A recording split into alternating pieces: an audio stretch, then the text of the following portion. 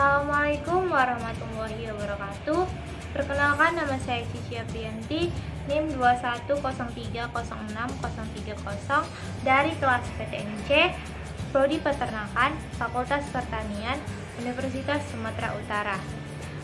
Dengan dosen pengampu Ibu Tati Pidjana Sari SPTMP. Pada video kali ini saya akan menjawab pertanyaan pada praktikum biokimia. Yang pertama yaitu jelaskan 3 sistem kompensasi pada tubuh. Yang pertama yaitu ada sistem dapar darah.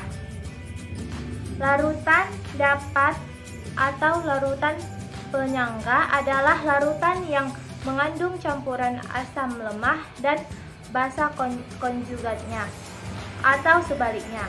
Secara alami, sistem dapat bikarbonat digunakan untuk mengatur pH darah karena darah mengandung sistem dapar asam karbonat dan garam bikarbonat. Dapat kita lihat pada skema untuk menghitung larutan dapat darah, yaitu untuk mempertahankan pH darah tetap normal 7,4 diperlukan perbandingan kadar garam bikarbonat dibanding kadar asam karbonat sama dengan 20:1. Yang kedua yaitu sistem respirasi. Sistem respirasi. Proses respirasi yaitu tubuh menggunakan oksigen dan menyingkirkan karbon dioksida serta uap air. Melibatkan 1. Masuknya O2 dan pelepasan CO2 di alveoli. Yang kedua yaitu transportasi O2 dari alveoli ke jaringan. Yang ketiga, transportasi CO2 dari jaringan ke alveoli. Ditentukan oleh proses difusi udara sampai tekanan parsial gas dalam udara, pernapasan CO2 dan CO2. Transportasi O2 dalam darah berbentuk 1. Gas larut dalam plasma atau sedikit. Yang kedua, O2 terikat hemoglobin HbO2. Transportasi CO2 dalam darah berbentuk 1. Gas larut dalam plasma atau sedikit. 2. Asam karbonat larut dalam plasma atau sedikit. Ketiga, ikatan karbamino dengan protein darah termasuk Hb 20%. Yang keempat, garam karbonat 70%. Yang ketiga yaitu ada sistem ekskresi melalui ginjal. Mengatur kandungan garam bikarbonat dalam darah dengan cara 1. Mobilisasi ion H+ di tubulus proksimal dengan reabsorpsi Na positif.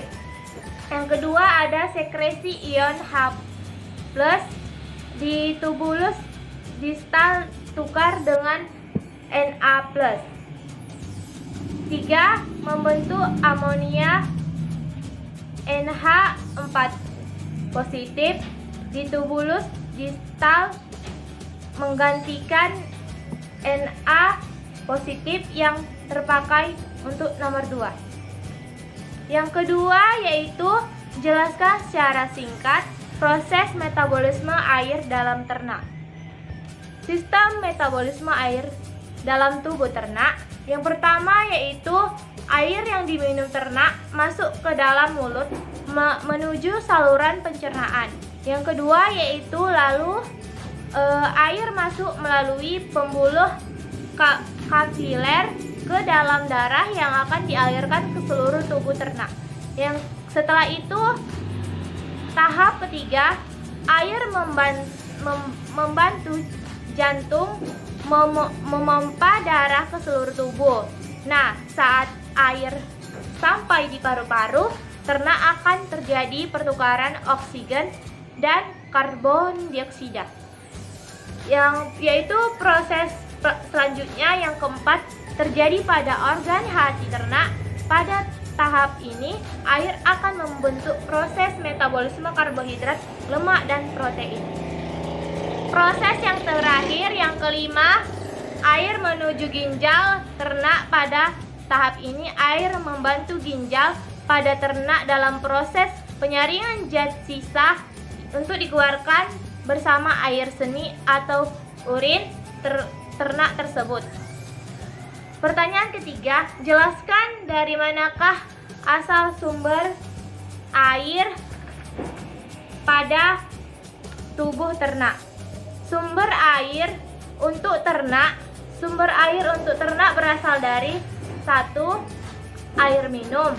Air yang bersih adalah air yang segar, bersuhu ruang, dan terbebas dari cemaran bahan-bahan bahaya. Yang kedua, air yang terkandung pada makanan seperti pada pelet dan rumput. Yang ketiga, air metabolik yang didapat sebagai hasil oksidasi dari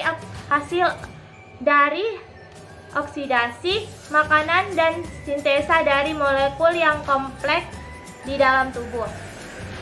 Yang keempat, bagaimana cara menghitung air metabolik pada air metabolik. Yang dapat saya ambil yaitu contohnya, bila satu ransum mengandung 10% protein, 20% lemak, dan 55% karbohidrat, jumlah air metabolik yang menghasilkan untuk setiap 100 kadar kalori. Energi metabolik adalah air metabolik dari 100 gram ransum adalah 10 gram protein dikali 4 sama dengan 40 kadar kalori. 20 gram lemak dikali 9 sama dengan 180 kadar kalori. 53 gram KH dikali 4 sama dengan 220 kadar kalori. Setelah itu dijumlahkan, maka dapatlah hasilnya 440 kadar kalori. 40 kadar kalori 40 dikali 0,15 kadar kalori sama dengan 4,2 gram air metabolik. 180 kadar kalori dikali 111 kadar kalori sama dengan 19,98 gram air metabolik. 220 kadar kalori dikali 150 kadar kalori, dapatlah hasilnya 33 gram air metabolik. Dan hasil yang didapat dari penjumlahannya yaitu 57,18 gram air metabolik atau 37 gram. Jadi bila energi ransum 1 kadar kalori, maka air metabolik yang dihasilkan adalah 57 gram. Bila energi dalam ransum 100 kadar kalori, energi metabolik, maka air metabolik yang dihasilkan adalah 40 dikali 10,5 sama dengan 420. 180 dikali 11,1 sama dengan 1998. 220 dikali 15 sama dengan 3.300. Dapat hasilnya yaitu 5.718 gram air metabolik. 5.718 dibagi 440 sama dengan 12,9 dalam 100 kadar kalori energi metabolik atau 13 gram air metabolik untuk 100.100 kadar kalori energi metabolik. Yang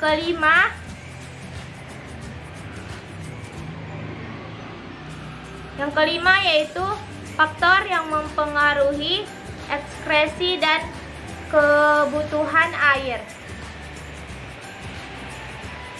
1.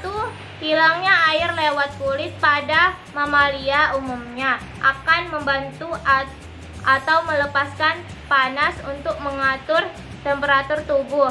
Jumlah air yang hilang melalui kulit akan meningkat dengan meningkatnya aktivitas fisik dan temperatur lingkungan. 2. Hilangnya air melalui ginjal sebagai air seni atau urin. Ini sangat dipengaruhi oleh banyaknya faktor. Pakan yang kadar protein dan mineral yang tinggi akan meningkatkan hilangnya air melalui kencing. Di samping itu, meningkatnya mineral natrium dalam tubuh akan banyak air yang akan diabsorpsi hingga menimbulkan odema pada otak dan asites atau terlalu banyak cairan dalam rongga tubuh. Hasil akhir dari metabolisme protein adalah urin yang merupakan racun bagi saluran kencing. Jadi untuk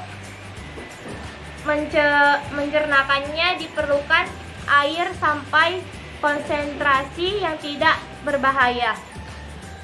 3. Hilangnya air melalui pernapasan hampir 40% pada unggas.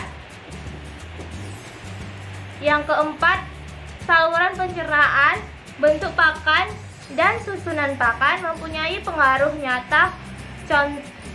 Contohnya yaitu pakan serat mempunyai sifat pencahar yang menyebabkan banyak air yang keluar bersama feses. Ekskresi kotoran sapi lebih basah dari kambing. Sekian video saya. Jika ada kesalahan mohon dimaafkan. Assalamualaikum warahmatullahi wabarakatuh.